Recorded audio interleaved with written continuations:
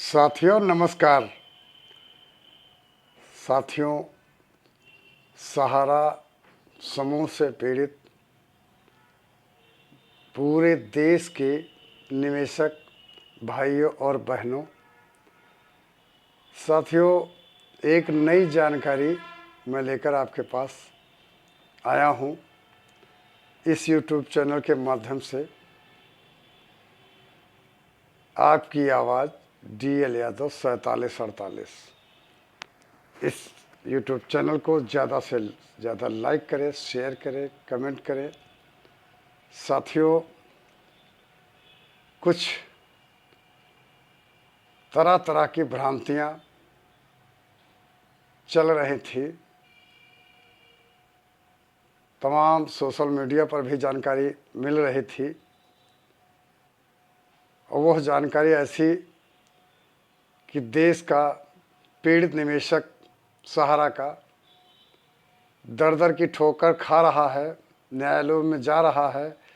लेकिन ऐसी भ्रामक प्रचार प्रसार हुआ कि साथियों, वो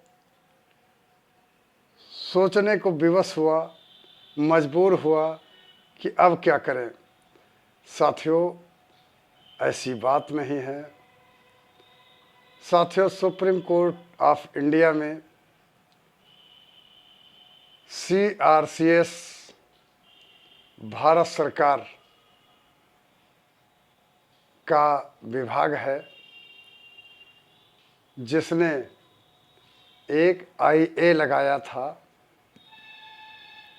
जिसकी सुनवाई 8 नवंबर में माननीय सुप्रीम कोर्ट ने किया, जिसमें एक आदेश जारी हुआ। साथियों, इस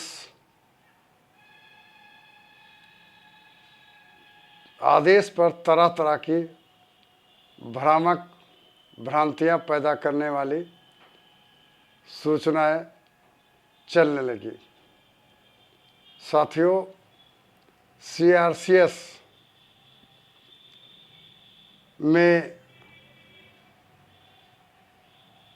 कुछ जानकारी ऐसी रही, सुप्रीम कोर्ट के द्वारा CRCS IA इस बात के लिए लगाया गया कि पूरे देश में कुछ निवेशक अपने भुगतान के लिए तमाम कोर्टों, न्यायालयों और उपभोक्ता फोरम आदि में केस किया, और CRCS को पार्टी बनाया कि हमारा भुगतान CRCS के माध्यम से पूरा पैसा पोर्टल से दिलाया जाए। साथियों, CRCS की इस IA की सुनवाई सुप्रीम कोर्ट में हुई, जिसमें सुप्रीम कोर्ट ऑफ इंडिया ने स्टे ऑर्डर जारी कर दिया। साथियों, इस स्टे ऑर्डर की विशेषता ये रही कि ये स्टे ऑर्डर केवल उन निवेशकों के केसों पर लागू होता है जो पूरे देश के निवेशक कहीं पर भी किसी अदालत में, किसी न्यायालय में, किसी उपभोक्ता फोरम में CRCS को ही पार्टी बनाकर अपना भुगतान की मांग किया। ऐसे केसों पर, ऐसे मुकदमों पर स्टे ऑर्डर दिया गया यथास्थित। उस पर अभी कोई कार्रवाई नहीं, और आगे इसकी सुनवाई जारी रहेगी। साथियों, ये स्टे ऑर्डर जो CRCS के माध्यम से IA लगाया गया था, यह उन निवेशकों के मुकदमों यानी केसों पर नहीं लागू होगा जिन लोगों ने जिन निवेशकों ने पूरे देश के निवेशक किसी भी न्यायालय में, किसी भी उपभोक्ता फोरम में सहारा इंडिया से अपने भुगतान की मांग कर रहे हैं, और मुख्य सहारा इंडिया पार्टी ही है जिसने पैसा लिया और निवेशकों को भुगतान नहीं दे रहा, तरह तरह की अटकलें लग रहे थे। साथियों, इस मुद्दे में सहारा के भुगतान के मामले में दोषी सहारा इंडिया समूह ही है। तो साथियों, ये भ्रामक प्रचार जो हो गया था कि जो CRCS के माध्यम से IA लगाया गया उस पर स्टे हुआ है, साथियों सच है, स्टे हुआ है, लेकिन यह आर्डर उन्हीं लोगों पे लागू है जिन निवेशकों ने कि कहीं भी, किसी भी अदालत में, न्यायालय में, उपभोक्ता फोरम में CRCS को पार्टी बनाया है।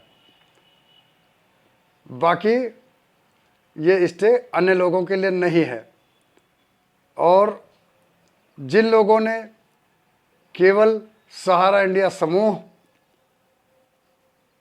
से भुगतान के लिए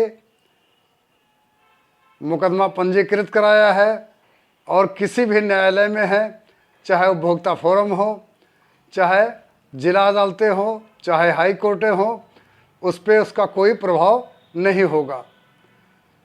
साथियों, आप लोग न्यायालय की शरण में चलें और अपना कानूनी कार्यवाही करें, दिग्भ्रमित ना हों।